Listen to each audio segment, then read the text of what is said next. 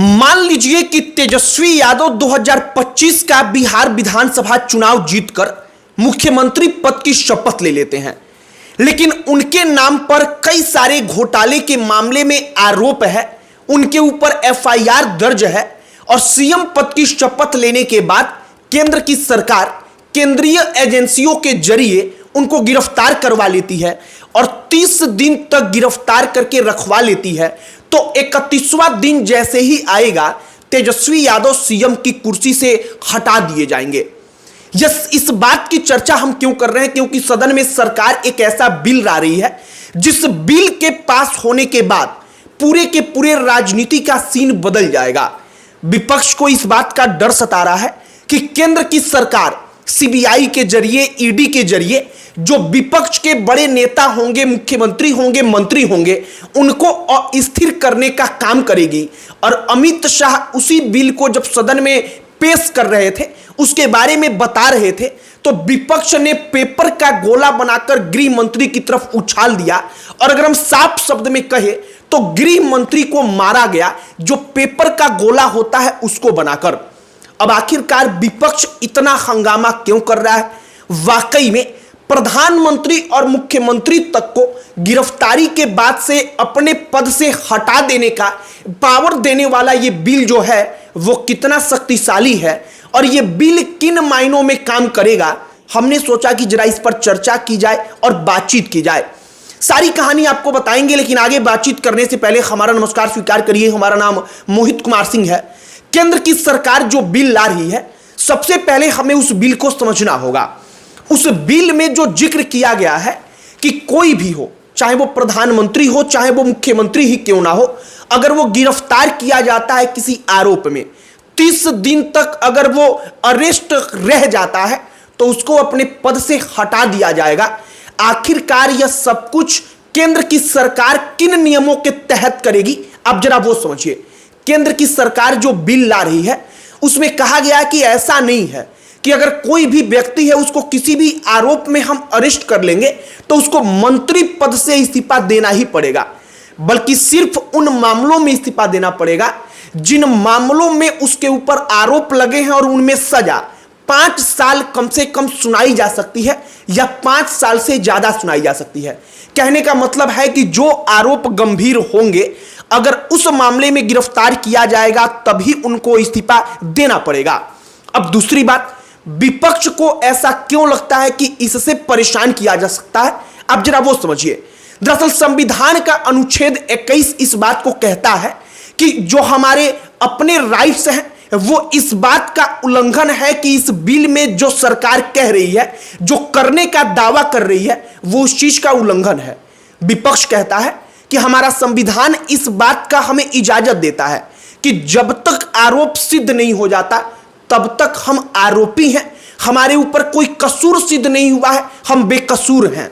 लेकिन अब विपक्ष का कहना है कि यह बिल पास हो जाएगा तो मान लीजिए कि तेजस्वी यादव बिहार के सीएम बन गए। हम आपको उदाहरण के तौर पर समझा रहे हैं। मान लीजिए कि अखिलेश यादव यूपी के सीएम बन गए, तो सरकार उसको अस्थिर करने के लिए, केंद्र में चूंकि बीजेपी की सरकार है, केंद्रीय एजेंसियों के जरिए किसी भी मामले में उनको 30 दिन से अधिक गिरफ्तार करवा देगी।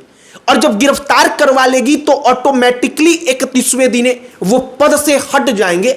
और इससे क्या होगा कि केंद्र की सरकार उस राज्य सरकार को अस्थिर कर पाएगी, ऐसा विपक्ष को लगता है और इसीलिए ये पूरा का पूरा हंगामा हो रहा है। अब लोकसभा में क्या हुआ, अब जरा ये भी कहानी जान लीजिए।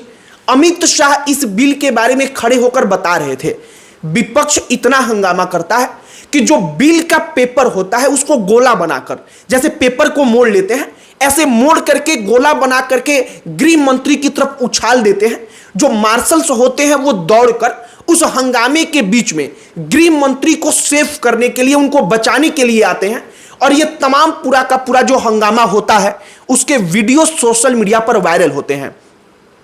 हमने विपक्ष के कई नेताओं को इस पर उनकी राय क्या है इसको समझा, उनके इंटरव्यू को देखा। वो कह रहे हैं कि यह सब कुछ इसलिए है कि मौजूदा वक्त में उनके साथ जो गठबंधन में हैं वो नेता किसी भी कीमत पर उनको छोड़कर नहीं जाए। अब इसे भी आप उदाहरण के जरिए समझिए। मान लीजिए कि जो आंध्र प्रदेश के मुख्यमंत्री हैं चंद्रबाबू नायडू, उनके ऊपर किसी मामले में एफआईआर है, वो पहले भी जेल जा चुके हैं। अब चंद्रबाबू नायडू के मन में हमेशा ये डर रहेगा कि अगर बीजेपी को छोड़कर हम किसी और के साथ जाएंगे तो मुख्यमंत्री की कुर्सी पर हम बैठे हैं तो उस पर से हटाने के लिए केंद्रीय एजेंसियों के जरिए जो केंद्र की सरकार है वो उन आरोपों में हमको कम से कम 30 दिन तक गिरफ्तार करवा लेगी और 31वें दिन हमको अपने पद से हटा ही दिया जाएगा। तो विपक्ष का कहना है कि जो मौजूदा वक्त में उनके साथ हैं वो उनको छोड़कर कभी नहीं जाएं।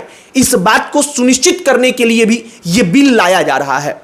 अब कुल मिलाकर बिल का अपना पक्ष है, उसके पक्ष के उलट उसके विपक्ष में भी लोगों के तर्क हैं, लेकिन उस बिल के बारे में हमने सोचा कि आपको बता दिया जाए कि आखिरकार इस बिल को लेकर इतना हंगामा मचा क्यों है।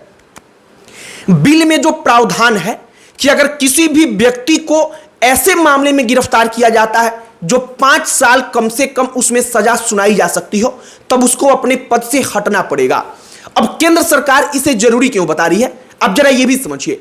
अरविंद केजरीवाल इसके सबसे प्राइम उदाहरण है, हाल फिलहाल के सबसे बड़े उदाहरण है, जो मुख्यमंत्री की पद पर रहते हुए जेल गए और जेल में रहकर ही उन्होंने सरकार चलाई। महीनों तक वो जेल में रहे, उप मुख्यमंत्री दिल्ली सरकार के जेल में रहे, कई मंत्री रहे और इन तमाम लोगों ने जेल में रहकर ही जेल से ही सरकार चलाई। अरविंद केजरीवाल पूरे दिल्ली सरकार को कंट्रोल करते रहे, लेकिन उन्होंने अपने पद से इस्तीफा नहीं दिया। अब केंद्र की सरकार यह सुनिश्चित करना चाहती है कि अगर आरोप लगे वो गिरफ्तार हो जाएं तो कम से कम 30 दिन का एक समय हो। अगर 30 दिन के अंदर वो जमानत नहीं ले पाते तो यह माना जाएगा कि वो असफल हुए हैं जमानत लेने में। इसका मतलब कि आरोप में थोड़ी बहुत तो सच्चाई होगी और इसीलिए उनको अपना इस्तीफा देना पड़ेगा, और वो इस्तीफा नहीं देंगे तो 31वें दिन प्रधानमंत्री की सलाह पर राष्ट्रपति उस मुख्यमंत्री को, मंत्री को उसके पद से बर्खास्त कर देंगे। ये पूरी की पूरी कहानी है, ये पूरा का पूरा पावर वो बिल दे देगा जब वो बिल पास हो जाएगा और कानून बन जाएगा। और विपक्ष कह रहा है कि ये संविधान ने जो कहा है कि जब तक आप गिल्टी प्रूफ नहीं हो जाते, मतलब जब तक आरोप सिद्ध नहीं हो जाता, तब तक आप बेकसूर हैं, सिर्फ और सिर्फ आप आरोपी हैं, आप किसी प्रकार के कसूरवार नहीं हैं। यह बिल उसका उल्लंघन करता है। फिलहाल उस बिल की पूरी कहानी हमने आपको बता दी, सदन के अंदर जो सब कुछ हुआ हमने वो आपको बता दिया। आपकी प्रतिक्रिया इन तमाम चीजों पर क्या है, कमेंट बॉक्स में लिखकर बताइएगा। बाकी आगे अन्य जो भी चीजें निकलकर सामने आएंगी, इस पर हंगामा होगा और क्या कुछ होता है, इस पर जो तमाम चीजें सामने आएंगी उसकी कहानी हम आप तक पहुंचाएंगे। आपकी प्रतिक्रिया इस बिल को लेकर क्या है, कमेंट बॉक्स में लिखकर बताइएगा। अन्य कोई टॉपिक जिस पर आप चाहते हो कि हम चर्चा करें, बातचीत करें, तो उसे भी लिखकर बताइएगा। हमारा पूरा प्रयास होगा कि हम उस टॉपिक पर भी वीडियो बनाएं। बाकी इस वीडियो को यहीं पर समाप्त करते हैं। अंत में हमारा परिचय, हमारा नाम मोहित कुमार सिंह है। बहुत बहुत धन्यवाद।